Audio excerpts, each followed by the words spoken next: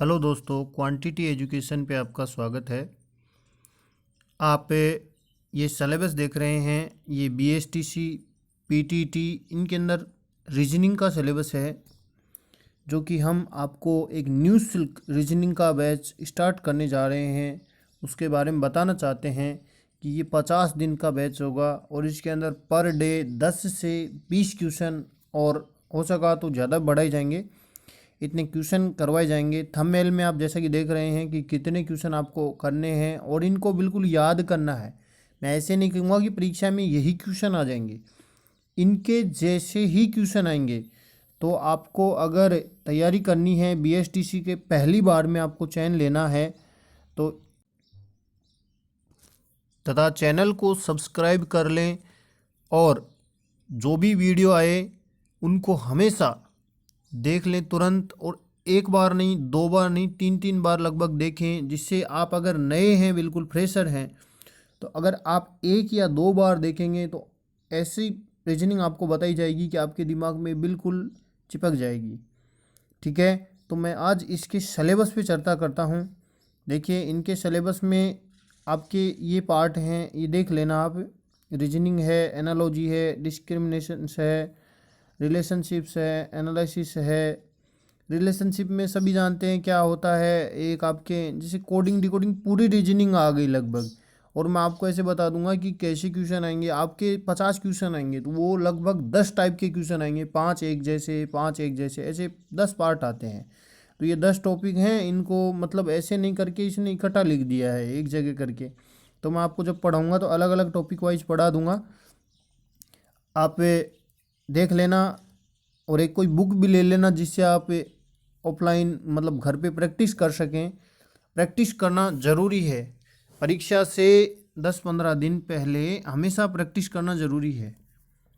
तो आइए हम देरी न करते हुए चलते हैं वीडियो पे और 10 क्वेश्चन करवाता हूँ। मैं कैलेंडर शुरू करूँगा आज, है ना। तो पीटीटी में भी इसके क्वेश्चन आते हैं कैलेंडर से कि भाई किस दिन क्या वार था, ऐसे ही क्वेश्चन आते हैं। तो मैं आपको इसके बारे में सारे बता देता हूँ। ठीक है, देखो आज हम कैलेंडर के 10 क्वेश्चन लेके आए हैं। ये 10 क्वेश्चन हैं, लेकिन आप जब इनको हल करेंगे तो ये लगभग 10 क्वेश्चन आपको 20-30-50 मतलब एक टॉपिक क्लियर होगा आपके धीरे धीरे। आपको मैं लगभग इसके लगभग 30-35 क्वेश्चन करवाऊंगा। 30 क्वेश्चन मतलब 3 क्लास में कैलेंडर फिनिश हो जाएगा।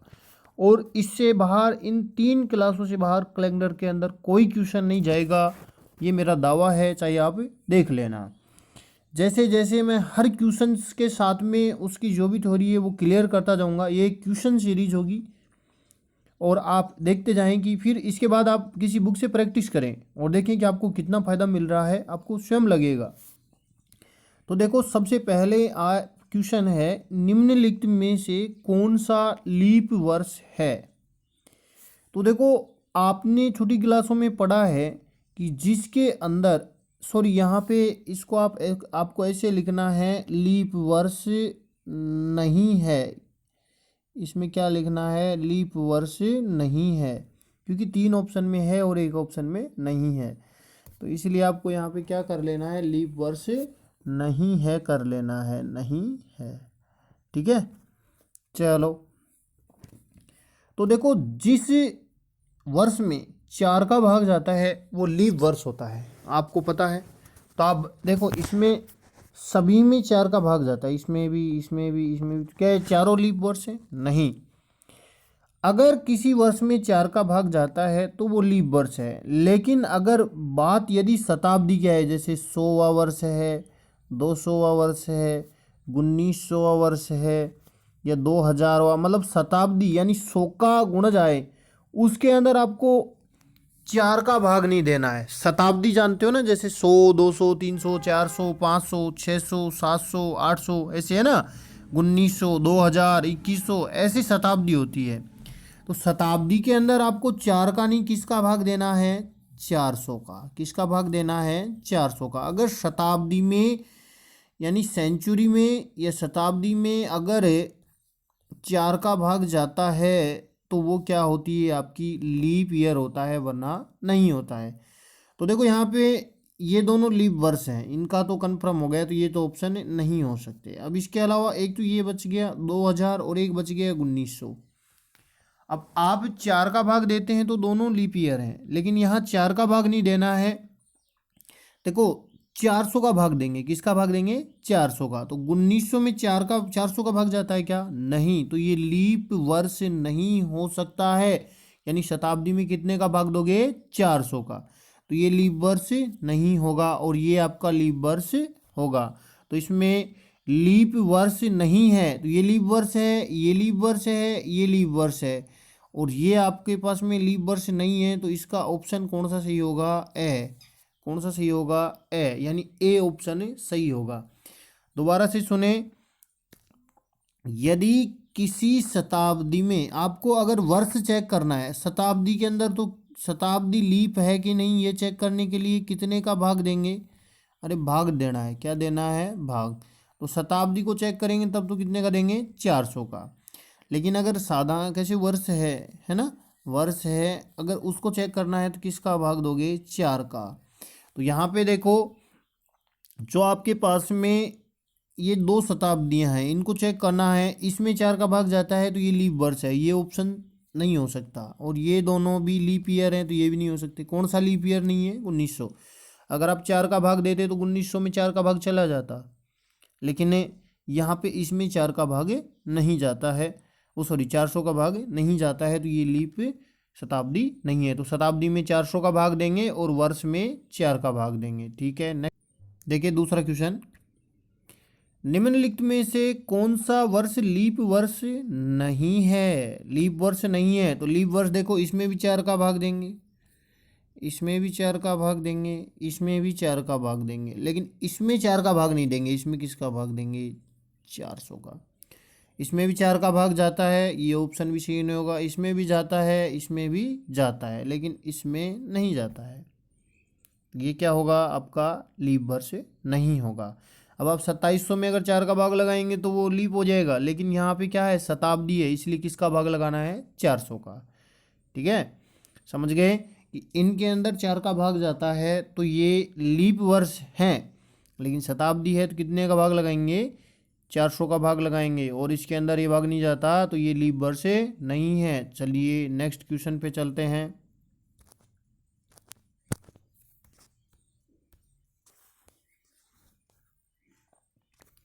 नेक्स्ट क्वेश्चन है, निम्नलिखित में से कौन सा लीप वर्ष नहीं है। तो देखो लीप वर्ष नहीं है, यहाँ कितने का भाग देंगे 400 का, यहाँ भी कितने का भाग देंगे 400 का, यहाँ भी कितने का देंगे 400 का, और यहाँ भी कितने का देंगे 400 का, क्योंकि सारे ही शताब्दी हैं। तो यहाँ भी भाई 400 का भाग चला जाता है, तो ये भी ऑप्शन उत्तर नहीं होगा। यहाँ भी चला जाता है, ये भी ऑप्शन उत्तर नहीं होगा। यहाँ भी चला जाता है, ये भी ऑप्शन उत्तर नहीं होगा। मतलब समझ रहे हो कि इनके अंदर, इन शताब्दियों के अंदर 400 का भाग चला जाता है, इसलिए ये लीप वर्ष हैं। जबकि 700 में 400 का भाग नहीं जाता, इसलिए ये लीप वर्ष नहीं है, और इसका उत्तर क्या होगा से। तो आप कैलेंडर वाले क्वेश्चन में बता सकते हैं ऐसे। ठीक है, चलते हैं नेक्स्ट क्वेश्चन पे, स्क्रीनशॉट ले लेना इसका। चौथा क्वेश्चन है, निम्नलिखित में से कौन सी लीप शताब्दी है। लीप शताब्दी मैंने क्या कहा था, अगर सेंचुरी है तो किसका भाग देंगे 400 का भाग देंगे। तो यहाँ देते हैं, इसमें देते हैं 400 का, सॉरी ये क्या हो गया है यहाँ पे, इसमें कितने का देते हैं 400 का भाग देते हैं।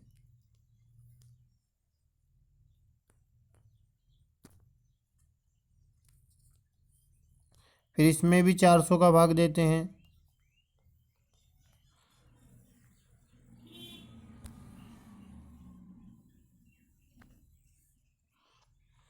और इसमें भी किसका भाग देते हैं 400 का, इसमें भी किसका भाग देते हैं 400 का। तो देखो लीप शताब्दी है तो उसमें 400 का भाग जाएगा, तो यहाँ भी 400 का भाग नहीं जा रहा, यहाँ भी नहीं जा रहा, यहाँ भी नहीं जा रहा, तो ये आपकी क्या है लीप शताब्दी है। ठीक है, आप मतलब सभी में अगर शताब्दी है तो 400 का भाग लगाएंगे, और अगर ईयर है साधारण, जैसे 100 नहीं आ रहा, उसके लास्ट में 2 जीरो नहीं आ रहे हैं ना, तो उसके अंदर आप 4 का भाग लगाएंगे। ठीक है, नेक्स्ट क्वेश्चन पे आओ। बहुत ही इम्पोर्टेंट क्वेश्चन है, बहुत बार पूछा जाता है एग्जाम्स में, ये एसएससी वगैरह के एग्जाम में पूछा जाता है। लगातार 400 वर्षों में कितने लीप वर्ष होते हैं? ध्यान रखना, 400 वर्ष हैं तो 400 वर्ष में आप तो सीधा ही करेंगे कि 4 साल में एक आता है, तो आप 400 वर्षों में क्या कर देंगे, सब 100 लीप वर्ष होते हैं। लेकिन आप मेरे को बताओ कि जो 100वीं शताब्दी है, 200वीं शताब्दी है और 300वीं शताब्दी है, ये तीनों क्या लीप वर्ष हैं? क्या नहीं है, ये तीनों लीप वर्ष नहीं है। क्यों नहीं है? इसका कारण मैंने पिछले क्वेश्चंस में बता दिया है कि जिस शताब्दी में 400 का भाग जाता है वही लीप वर्ष होता है, तो ये तीनों लीप वर्ष नहीं है। वैसे इनमें 4 का तो जाता है, 4 का भाग लगने के हिसाब से तो 100 हो गई, लेकिन ये तीनों नहीं होती, तो इनको क्या कर देंगे, घटा देंगे। कितना बचेगा? 97। यानी लगातार 400 वर्षों में, लगातार 400 वर्षों में कितने कितने होते हैं? लगातार 400 वर्षों में भैया जी 97 लीप वर्ष होते हैं। कितने लीप वर्ष होते हैं? 97। चलो नेक्स्ट क्वेश्चन पे चलते हैं, समझ में आ गया होगा। छठवां क्वेश्चन है, लगातार 400 वर्षों में 29 तारीख कितनी बार आएगी? तो बताओ, ये क्वेश्चन भी बहुत अच्छा है। आपको मैं बताता हूँ कि एक साल में कितनी बार आती है। आप अंदाजन साधारणतः मान लेते हैं कि एक साल में 11 बार आती है, फरवरी को छोड़ देते हैं, पहले फरवरी को छोड़ देते हैं, तो एक साल में फरवरी को छोड़ के 11 बार लगाएं तो कितने बार हो गई? 4400। अब आपको पता है कि जो 29 फरवरी आती है वो केवल लीप वर्ष में आती है, जबकि 400 साल होते हैं उनमें लीप कितने होते हैं भाई? अरे लीप कितने होते हैं? 97। यानी 400 साल में फरवरी 97 बार ही 29 दिन की आएगी, यानी 29 तारीख आएगी। और भाई 11 महीने होते हैं उनमें तो आएगी 29 तारीख, तो 4400 तो वो हो गई और 97 ये हो गई। तो इस ऐसे कुल मिला के कितनी 29 तारीख आएंगी? 4497। तो ऑप्शन क्या हो जाएगा? से। दोबारा देखें, लगातार 400 वर्षों में 29 तारीख कितने बार आती है? तो भाई फरवरी को स्किप करते हैं क्योंकि यहाँ फरवरी का ही खेल है, लीप वर्ष होता है उसमें फरवरी 29 दिन की आती है और 29 डे आता है। बाकी में कितना? 28 दिन की आती है साधारण वर्ष में। साधारण वर्ष वह होता है जिसमें 4 का भागे नहीं जाता, न तो 4 का जाता है और न 400 का, है ना। जैसे 100 है तो वो साधारण वर्ष है, 100 वर्ष 100 वाला ना, 200 300 ये साधारण है, 400 फिर क्या आ जाएगा? लीप आ जाएगा। तो 400 में 11 महीने ऐसे मानते हैं भाई, उनमें तो 29 तारीख आएगी, तो 11 चौक 44 तो ये हो गए। अब आपने पिछले क्वेश्चन में पढ़ा है कि कितने लीप वर्ष होते हैं 400 में? 97। तो टोटल कितना हो गया? 4497। और ऑप्शन से आपका क्या हो जाएगा? सही हो जाएगा। नेक्स्ट चलते हैं। देखो इस क्वेश्चन में भी मैं आपको एक ट्रिक बता देता हूं, ध्यान दे लेना, इस क्वेश्चन को थोड़ा ध्यान से देख लेना।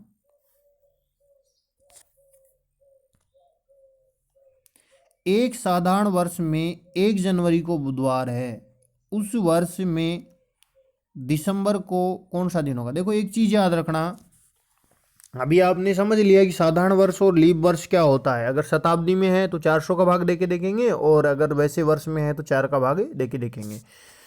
अब आपको अगर सिंपल ईयर है, साधारण वर्ष है, तो जैसे अब 1 जनवरी को बुधवार है, तो अगर साधारण वर्ष है तो आपको कितना प्लस करना है? 1। लेकिन यदि लीप वर्ष है, अरे लीप ईयर है, तो कितना प्लस करना है? 2, क्योंकि उसमें फरवरी कितने दिन की आएगी? 29 दिन की आएगी। कितने दिन की आएगी? 29 दिन की आएगी, इसलिए 2 प्लस करना है। तो अपने को तो यही पता है कि अगर इस साल कौन सा वर्ष है भाई? साधारण वर्ष है, और इस साल अगर 1 जनवरी को बुधवार है तो अगले साल 1 जनवरी को क्या होगा? 1 जोड़ देंगे, क्या आ जाएगा आपका? गुरुवार। क्या आ जाएगा? गुरुवार आ जाएगा। 1 जनवरी को गुरुवार है, तो आप मेरे को बताओ 31 दिसंबर को क्या होगा? अरे बुधवार ही होगा। तो साधारण वर्ष होता है, जो साधारण वर्ष होता है उसका पहला दिन और अंतिम दिन समान होता है। 1 जनवरी और आपका 31 दिसंबर क्या होता है, समान होता है साधारण वर्ष में, जबकि लीप वर्ष में क्या होता है, जैसे 1 जनवरी को बुधवार है तो 31 दिसंबर को गुरुवार आएगा, मतलब एक बढ़ा के आएगा, ये ध्यान रखोगे। दोबारा सुन लें, आप तो इतना याद रखें कि यदि साधारण वर्ष है, कैसा वर्ष है, मैं यहाँ लिख देता हूँ साधारण वर्ष, चलो भाई इंग्लिश में लिख देते हैं, कैसा वर्ष है, सिंपल ईयर है, सिंपल ईयर है, तो उसका जो 1 जनवरी और 31 दिसंबर, यानी एक तो क्या आपका जनवरी और 31 क्या है दिसंबर, ये दोनों क्या होंगे, सेम होंगे। 1 जनवरी को जो वार है, जैसे 1 जनवरी को सोमवार है तो 31 दिसंबर को भी सोमवार होगा, 1 जनवरी को शनिवार है तो 31 दिसंबर को भी शनिवार होगा, ठीक है। और यदि लीप ईयर है, कैसा है, लीप ईयर है, तो जैसे उसकी 1 जनवरी है, कितनी जनवरी है, एक, और अगर 31 दिसंबर है, इसके अंदर कितना प्लस हो जाता है, एक प्लस हो जाता है। जैसे यहाँ बुधवार है तो यहाँ क्या आ जाएगा, गुरुवार आ जाएगा, और यहाँ गुरुवार है तो यहाँ क्या आ जाएगा, शुक्रवार, मतलब एक बढ़ जाता है। तो समझ में आया होगा, क्या होगा इस दिन, बुधवार होगा, क्या होगा, बुधवार होगा। अगला क्वेश्चन देखते हैं, दिनांक 1 जनवरी सन 0001 को, मतलब जब ये शुरू हुई थी ना संबंध, है ना, दिनांक, उस समय कौन सा वार था। तो इसको तो आपको याद ही रखना पड़ेगा, वैसे मैं आगे जो क्वेश्चन आएंगे उनमें बता दूंगा, इसका एक सूत्र होता है MILDC ऐसे करके, कोड होते हैं 420 और सारे बता दूंगा आपको। तो आपको याद रखना कि ये स्टार्ट कब से हुए थे, सोमवार से, इसे सोमवार का कोड वहाँ एक आएगा, मैं बता दूंगा उसके अंदर। तो आपको ध्यान रखना है कि जो अपना कैलेंडर शुरू हुआ था वो किस वार से हुआ था, सोमवार से। ये क्वेश्चन बहुत बार रिपीट होता है परीक्षाओं में और डायरेक्टली पूछ लेता है कि भाई अपना जो कैलेंडर स्टार्ट हुआ था ना वो किस वार से हुआ था, या 1 जनवरी को ये पहली सन में क्या दिनांक थी, ऐसे पूछ लेता है। तो आपको याद ही रखना है क्या था उस दिन, मंडे था, क्या था, मंडे, समझ गए। इसको तो याद ही रखना पड़ेगा तुम्हें कि क्या था उस दिन, मंडे था। नेक्स्ट क्वेश्चन, अभी अगर आपने पिछला क्वेश्चन ध्यान से पढ़ा है तो आप इस क्वेश्चन को आसानी से कर सकते हैं। अगर लीप वर्ष का प्रथम दिन शुक्रवार हो तो साल का अंतिम दिन कौन सा होगा। अरे मैंने बोला था लीप है, क्या है, शुक्रवार, तो कितना लीप में कितना ऐड करते हैं, एक। अरे भाई साधारण वर्ष होता है उसका तो पहला और अंतिम दिन सेम होता है, लेकिन लीप का क्या होता है, बढ़ जाता है एक। तो यहाँ शुक्रवार है तो क्या उत्तर आएगा आपका, शनिवार, क्या उत्तर आएगा, शनिवार, क्या उत्तर आएगा यहाँ पे, शनिवार। चलो नेक्स्ट क्वेश्चन को देखते हैं। और लीप वर्ष होता, साधारण वर्ष होता है तो अगर शुक्रवार है तो अपन क्या करते, शुक्रवार ही करते, ठीक है। नेक्स्ट क्वेश्चन 10वां और इस वीडियो का लास्ट क्वेश्चन। देखो इसमें थोड़ा क्वेश्चन के अंदर ये मिस्टेक हो गई है, ये यहाँ पे जो 10 है ना इसको आप काट लेना। यहाँ पे आप ऐसे याद रखना ये कितना है, 10 मार्च 2001 है, कितना है, 10 मार्च 2001। ये क्वेश्चन यहाँ पे आप, ये 10वां क्वेश्चन है, इसे प्रिंट में गलती हो गई थोड़ी, है ना। 10 मार्च 2001 को आप ऐसे पढ़ना, 10वें क्वेश्चन को, 10 मार्च 2001 को शनिवार हो तो 10 मार्च 2002 को कौन सा वार होगा।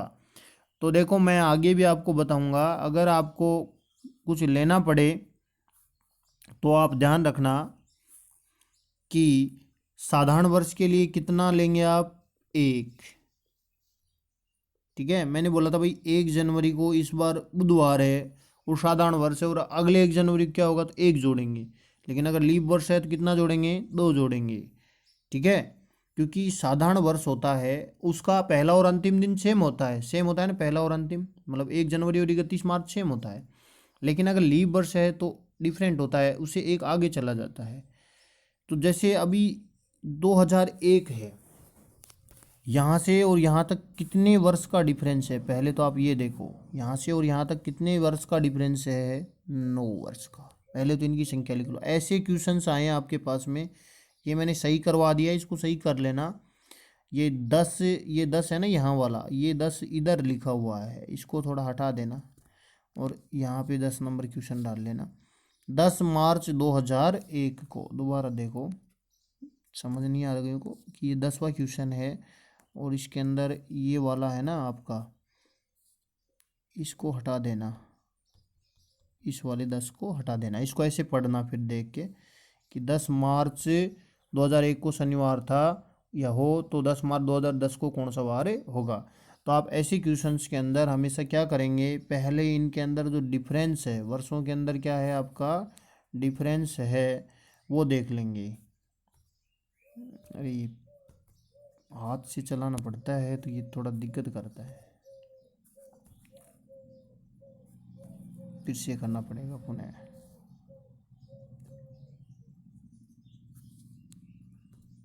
अब पढ़ लो भाई। अभी भी कई ये कहेंगे, कईयों को तो आदत है, ये भी एक कमेंट आया था एक वीडियो पे कि सर आप छुपा देते हैं फिर निकल जाता है। ये भाई देखो थोड़ा अभी नए नए हैं तो ऐसा लगता है। आगे देखो, इसको यहाँ से यहाँ स्किप करेंगे तो कितने वर्ष 2000, इसमें से इसको घटा दो, कितने साल आगे 9। अब इनके बीच में लीप ईयर कितने हैं, एक तो 2004 होगा और एक 2008 होगा। कितने लीप ईयर हैं 2, तो वो लिख दो। कितना आ गया 11, कितना आ गया 11। यहाँ तक समझ में आ गया कि साधारण वर्ष पहले तो इनका अंतर लिख लो, फिर जितने लीप ईयर हैं उनको लिख लो भाई, कितने हैं उनको जोड़ दो 11। फिर 11 के अंदर आप 7 का भाग लगाओ, कितना बचा 4, कितना बचा 4। शेषफल देखना रिमाइंडर कितना है। अब इस शनिवार से 4 आगे चले जाओ, शनिवार से 1 2 3 4, तो क्या होगा शनिवार के बाद में आपका रविवार सोमवार मंगलवार बुधवार, तो इस प्रश्न का उत्तर क्या होगा बुधवार। समझ रहे हैं। ऐसे क्वेश्चंस को आप क्या करेंगे, पहले इनके अंदर जितने साल का डिफरेंस है वो देख लें, फिर उसके बाद में जितने लीप ईयर हैं वो लिख दें। जैसे मैंने 9 साल का डिफरेंस है वो लिख दिया, फिर 2 ईयर क्या है लीप ईयर है तो वो लिख दिया, फिर इनको जोड़ा और कितने का भाग लगाया 7 का, तो कितना आ जाएगा 4, 4 आगे बढ़ जाना है। अब ऐसा ही आप महीने के अंदर आ जाए, गुरुजी अगर महीने बीच में अगर महीने तो सेम लिख दिया आपने, अगर चेंज आ जाए तो क्या करें। तो ऐसे ही क्वेश्चंस आगे जो क्वेश्चंस आएंगे उनमें मैं करवाऊंगा आपको। और अगर आज के इस वीडियो में इन 10 क्वेश्चंस में आपको अच्छा लगा है तो वीडियो को लाइक करें, अपने दोस्तों के साथ शेयर करें। कई अपने तक ही सीमित रख लेते हैं और वीडियो को स्किप कर करके नहीं देखें, पूरा देखें और ध्यान से सुने, सुनने का काम ज़्यादा है। और अधिक से अधिक दोस्तों के पास शेयर करें और चैनल को सब्सक्राइब करें, जिससे अगर चैनल के अंदर व्यू लाइव वाला ऑप्शन आता है तो मैं आपको, जैसे आप ऑनलाइन क्लास में लाइव लेते हैं उस प्रकार आपको लाइव पढ़ाऊँगा, जिससे कि और भी ज़्यादा अच्छे तरीके से समझ में आएगा बोर्ड पे। ठीक है, धन्यवाद।